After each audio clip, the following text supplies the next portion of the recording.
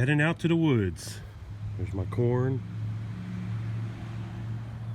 We've got some, what's left of some squash. There's some beans, but this is what we're looking for. Mustard greens. We're going to take a few of these with us to the woods. Cook it up at camp. Alright, so now we're going to warm up some Thanksgiving stuff I brought from the house. Look at that. Some good old stuff there. I put it in this foam, or this foil cake pan on purpose because we're going to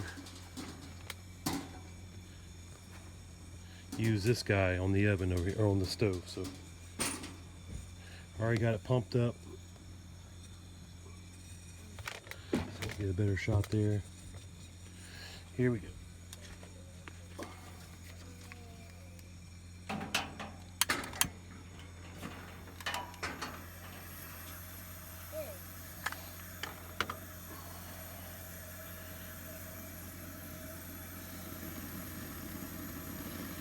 Generator's still hot from the last fire. We'll turn it down.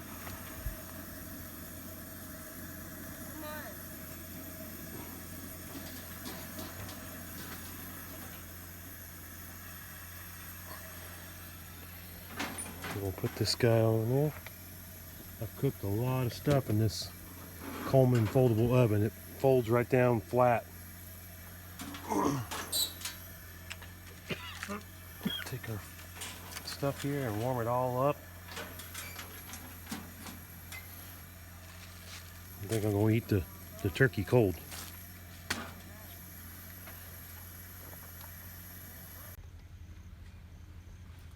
Grandpa finished his dishes. That's what I can. After we eat, we can do the house.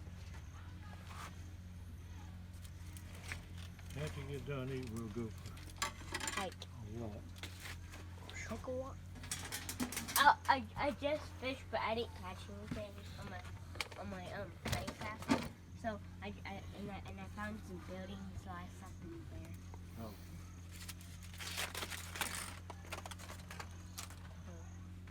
That's warmed up. Let's eat, buddy. I gotta go in here. All right, it's getting near evening here, and with the greens tonight, Dan is making us some ribs. Look at that. He's grilling them just for a little bit on both sides. This is obviously the first side. He's going to move these bacon pieces over and flip them over onto the other side when he turns them over.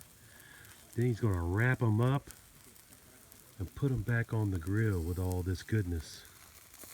It's going to be awesome with the greens and whatever else he's got cooking. Here's a little look around the camp here real quick. Some of the stuff we got going on. There's my dad and my brother-in-law. All of our vehicles. A bunch of kids over there hollering like Indians. So we're going to get started with the greens. Okay, so you saw me pick the greens earlier. Here they are right here. Pre-rinsed, ready to be cooked. Going to be throwing in this ham hock here into the stock pot.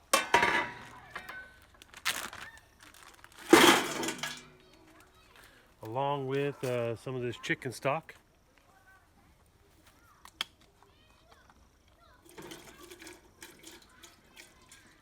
And then I'll probably add some water, just enough to cover up our ham hock inside of here.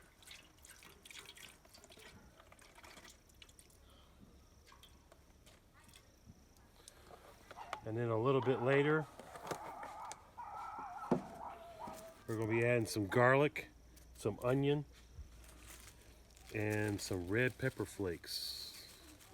So let's get this party started. Okay.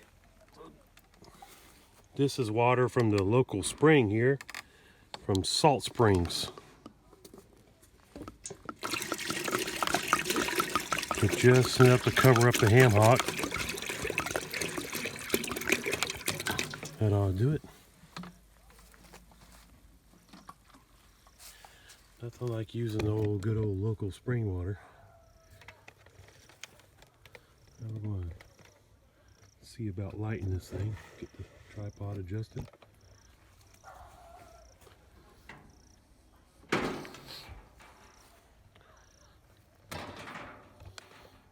Alright.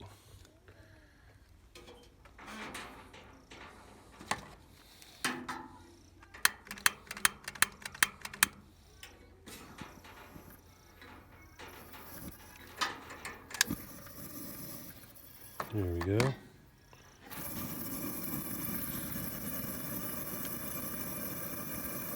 One thing about this stove, it starts up with a blue flame pretty good. I haven't burned this stove in a little while.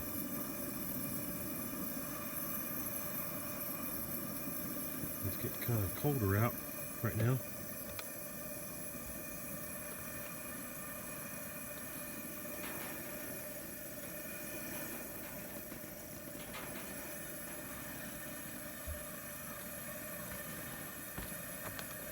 Give it some pumps here.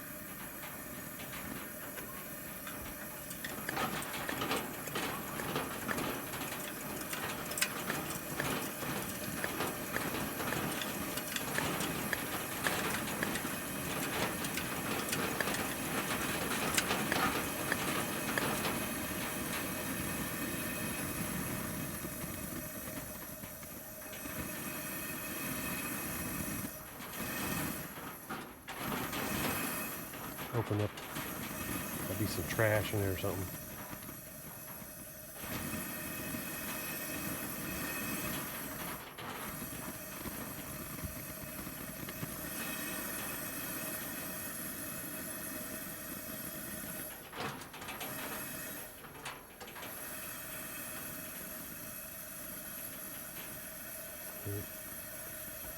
See how that does for a little bit.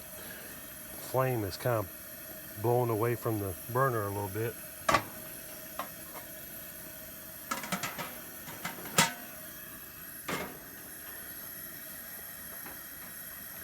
So we'll get that up to a simmer and let that ham hock simmer a little bit and add some more broth for our greens.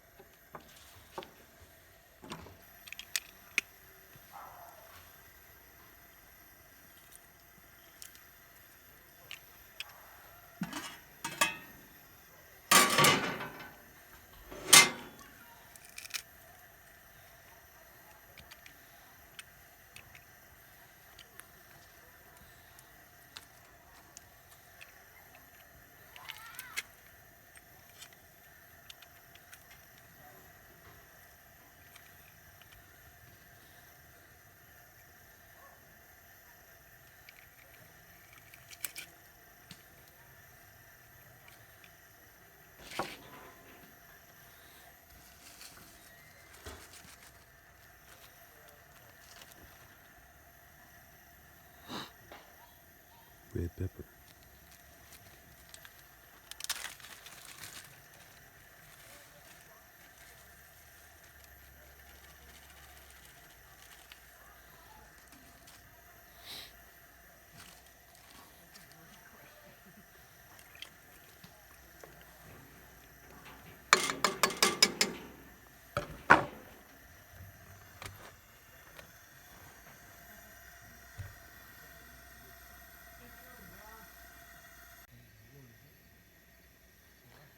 1989 Model 290.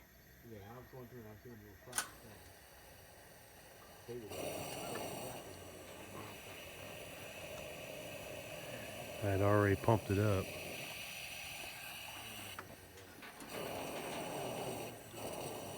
It's got some trash in it, I think. We want to get down here. Need to get to work on these greens.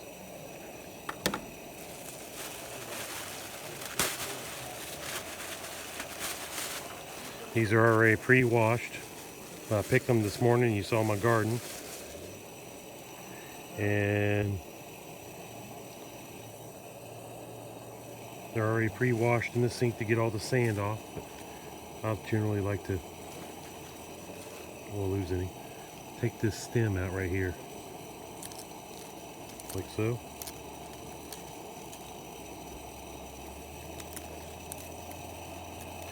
Because I have a pile of them here, I can deal with taking this out. And then I just kind of, instead of cutting them with a knife, I just kind of tear them. And it makes for some good, oh, dropped one. So then we're going to put it over here into the pot.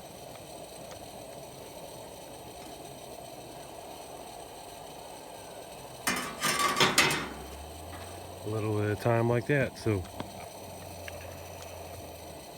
that's what we're going to be working on here. I'm not going to make you watch this whole thing, but just take the stem out here. That's what I like to do. A lot of people do their greens differently, but this is what I like to do. Take it down till it's kind of small and then pinch it off. You're just left with the leaf. So we're going to put this whole pile of greens into the pot.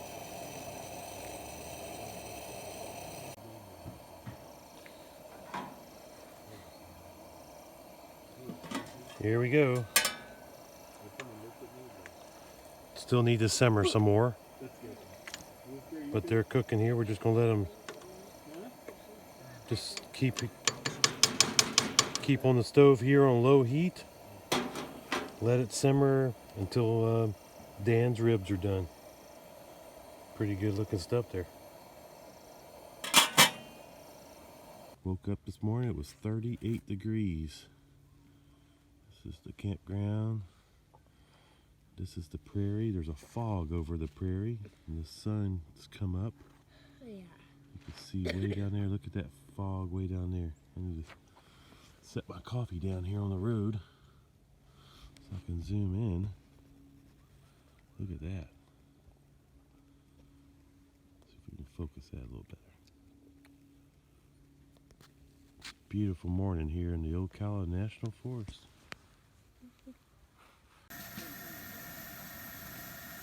Well, we're here in Ocala Forest the first morning. 38 degrees when we woke up, and we got some second pot of coffee going. But something here happened. The packing started leaking when it was working very, very good. But then the cold must have changed it, started leaking. So I tightened it up with the wrench here. But when we get home, we're going to change that. Kind of messed my paint up. So I'm going to order another packing for that valve. I do in the kitchen too. When we get home. But other than that, everything's going good. Oh, that doesn't count for it. That'd be something a little more epic than that. Oh, here's something else we're cooking on the stove. Some of you mess kit fans know this as the East German mess kit. And we're not cooking anything special, except hot dogs. These are German hot dogs that my brother-in-law brought. And the reason why we're boiling them on the stove is because on the fire over there, they've got pine on the fire. And pine does not taste good on food. So we're using the old East German mess kit here. Getting some use out of it. Oh, there we go. We should turn this baby down some.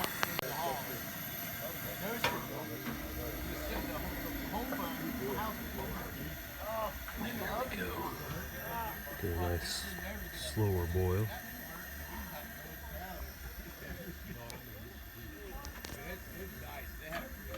Put the lid back on here. Lots of action in camp you can hear in the background.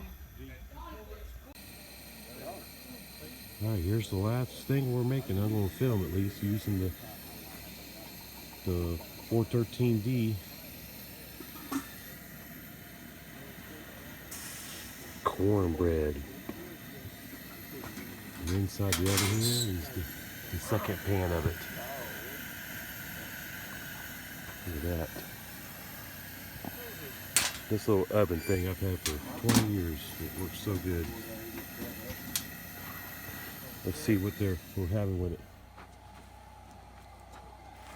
What up? Checking it out, Tracy. This is what we're having with the cornbread. The makings for chili. Man, it's gonna be good.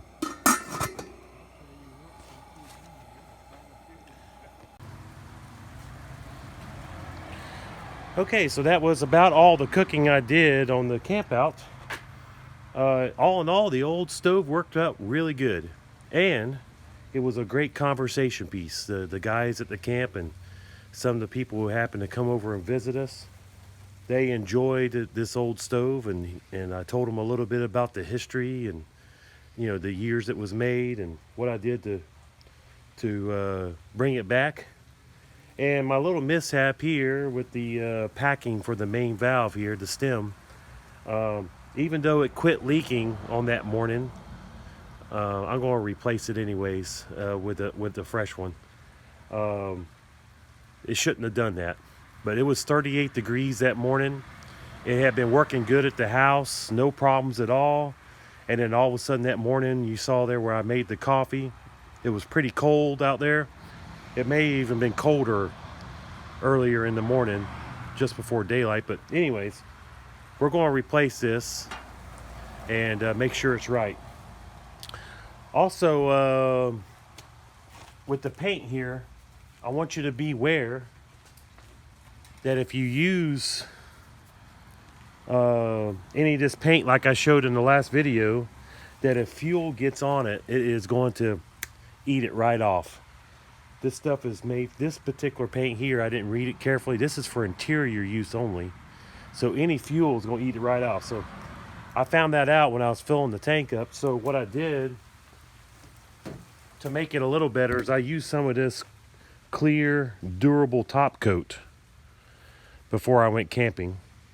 And as you can see, it still ate through it a little bit. It didn't quite hold up as well, even with this durable top coat. So I'm going to try to find a solution for this. There may not be anything I can do except for powder coat it, and I've got a guy that is going to check on a price for me to powder coat this in a copper or bronze color, and we'll see what happens there. So I just wanted you guys to know about that didn't work out so good.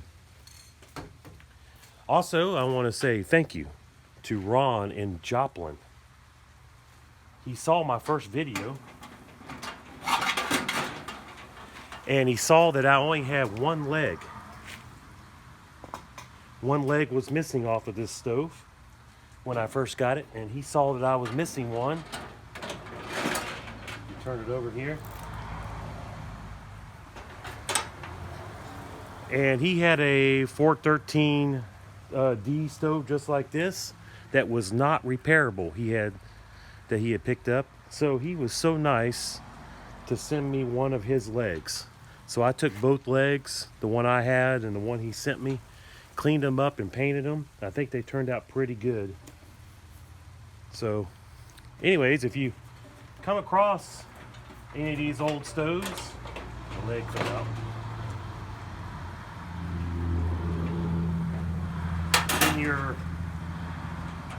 In your neighborhood yard sales or at your thrift stores, if the case and the tank and everything is in really good shape, they are worth fixing. I think they're really, really cool. Here's the tank back up here. So, thanks for watching today. I hope you enjoyed this second video of some of the stuff I cooked and And about this stove, I plan to use this thing once I get this fixed, the seal here, on all my campouts, because that's how cool it was. So thanks for watching, and we'll see you in the next one.